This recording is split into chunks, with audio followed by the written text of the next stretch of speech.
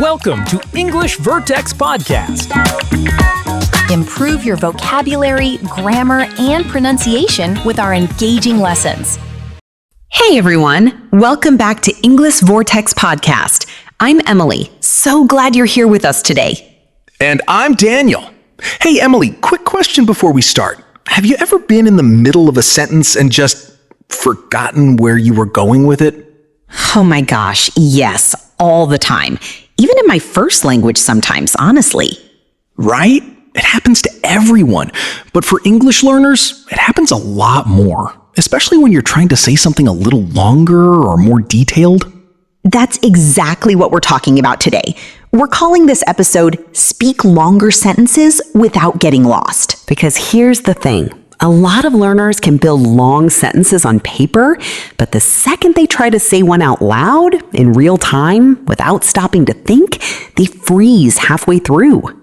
By the end of this episode, you're going to have real tools, actual techniques for keeping your sentence on track while you're speaking, even when it gets long and a little complicated.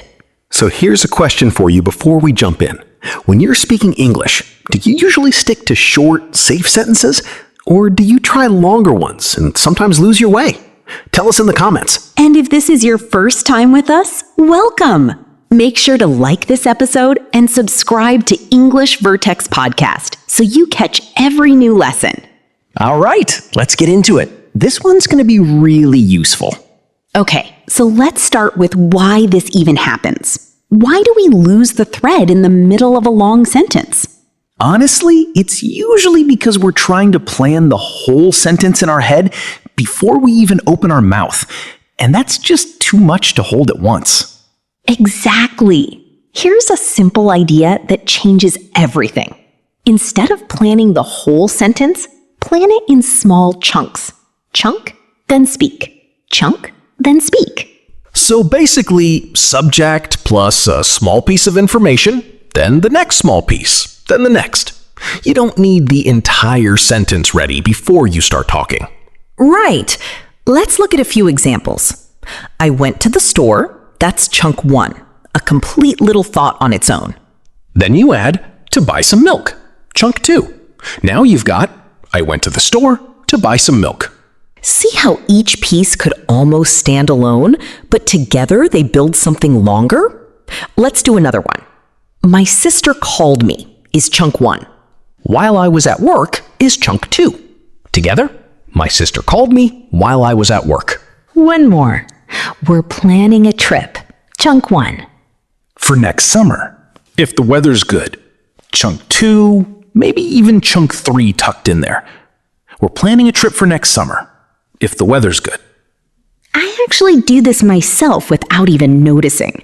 When I'm telling a story, I never plan the whole thing.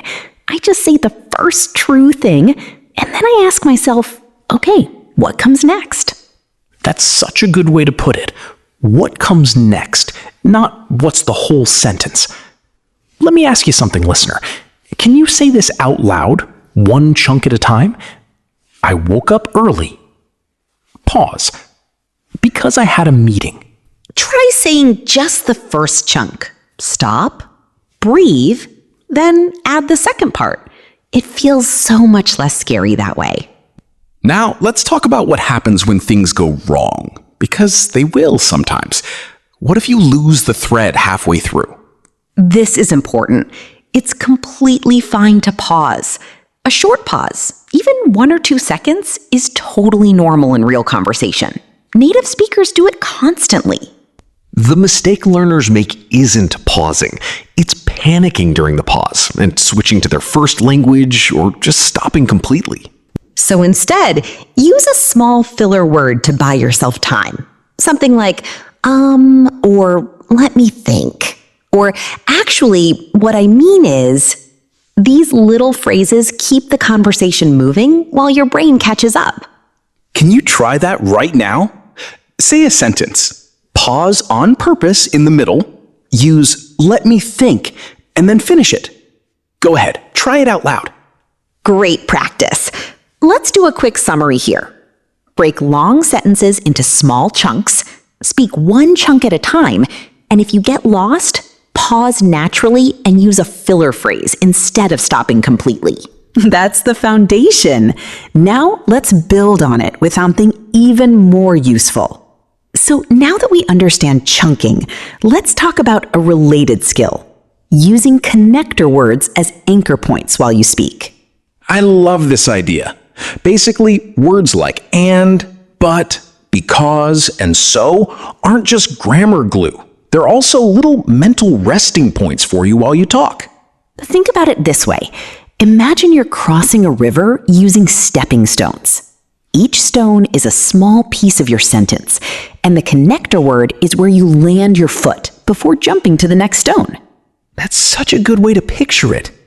Let's try a real-life example. Imagine you're explaining why you were late to a friend. I woke up late. That's stone 1. Because my alarm didn't go off. Stone 2. Landing on because. And then I missed my bus. Stone 3. Landing on and. See how each connector gives you a tiny moment to plan the next piece? It really does. Now, here's something important. Formal versus informal use of these anchor points matters here too. In casual conversation, you can use shorter connectors and just keep going, like we just did. But in more formal speaking, like a presentation or an interview, people often pause a bit longer after connectors and speak a little more deliberately. Let's practice this together. I'll start a sentence, and Daniel, you land on a connector and keep building it. Ready. I wanted to go to the party, But I was really tired. And then I could keep going, so I decided to stay home instead. Perfect example of chaining connectors as anchor points. Here are 3 tips for using this technique well. First, don't rush past the connector. Use it as a real pause point. Second, only add one new piece of information after each connector. Don't overload it. Third, if you feel lost, you can always end the sentence right after a connector's clause, instead of forcing more onto it. That third tip is honestly a lifesaver. You don't have to finish some giant sentence you started. It's completely fine to wrap it up early and sound natural doing it. Listeners, try building your own 3-stone sentence right now using because and so. Write it in the comments below. We'd love to see what you come up with. Yes, please do. Seeing your sentences really helps us know what to cover next, too. All right, let's review what we just learned. We talked about using connector words as anchor points, little resting spots that give your brain a second to plan the next chunk while you're speaking. And we learned 3 tips. Use the connector as a real pause. Add only one new piece at a time. And remember, you can always stop early if needed. Great stuff. Let's move to our 3rd section. All right, our 3rd technique today is all about something we don't talk about enough: breathing and rhythm while you speak. This sounds simple, but it makes a massive difference. A lot of learners try to say a whole long sentence in one breath, and that's honestly part of why they lose track. Exactly. Think about how native speakers actually talk. We don't say long sentences in one continuous rush. We breathe, we pause, we let the sentence unfold naturally over a few seconds. Here's a practical, everyday scenario. Imagine you're telling a coworker about your weekend. I went hiking on Saturday, breathe, and the weather was actually perfect, breathe, so we stayed out longer than we planned. Notice how each breath lines up naturally with a chunk of meaning? That's not an accident. That's how real speech works. Here's a tip for politeness and naturalness too. When you take these small breathing pauses, it actually makes you sound more thoughtful and confident, not less fluent. People read pauses as you choosing your words carefully. That's such a good point, because a lot of learners think pausing makes them sound weak, when actually it can make them sound more natural and in control. Let's talk about tone and delivery for a second. When you're building a longer sentence, let your voice rise slightly at each chunk, and then let it fall at the very end. That rising and falling pattern signals to the listener that more is coming, and then that you're done. It's kind of like giving your listener little signposts along the way. Let's practice a real-life situation. Imagine you're ordering something complicated at a coffee shop. Can I get a medium latte? Breathe. With oat milk instead of regular? Breathe. And just 1 pump of vanilla. See how that breaks into 3 natural breathing chunks? Now, you try one, Daniel. Give me a sentence about your morning routine with pauses built in. I usually wake up around 7, make some coffee first thing, and then check my messages before I really start my day. Beautifully chunked. Listeners, try that same idea with your own morning routine right now. Say it out loud and really let yourself breathe between the pieces instead of rushing through. Speaking out loud like this, even alone, trains your mouth and your brain to work together. It's honestly one of the fastest ways to build real confidence. Let's do a quick structural review of this section before we move on. We covered breathing and rhythm, how native speakers naturally pause between chunks of meaning, and how rising and falling tone helps guide your listener through a longer sentence. Okay, time for our favorite segment, Common Mistakes. And yes, we've made every single one of these ourselves. Oh, definitely. Let's start with mistake number 1. Trying to plan the entire sentence before speaking a single word. This is where learners go completely silent for 5, 6, 7 seconds, trying to build the perfect sentence in their head before saying anything out loud. The problem is, by the time you're done planning, you've usually forgotten half of it anyway, or the conversation has already moved on without you. The fix, like we said earlier, is to start with just the first chunk and build from there. You don't need the ending prepared before you say the beginning. Mistake number 2, holding your breath through the whole sentence, trying to say it all in one go without pausing.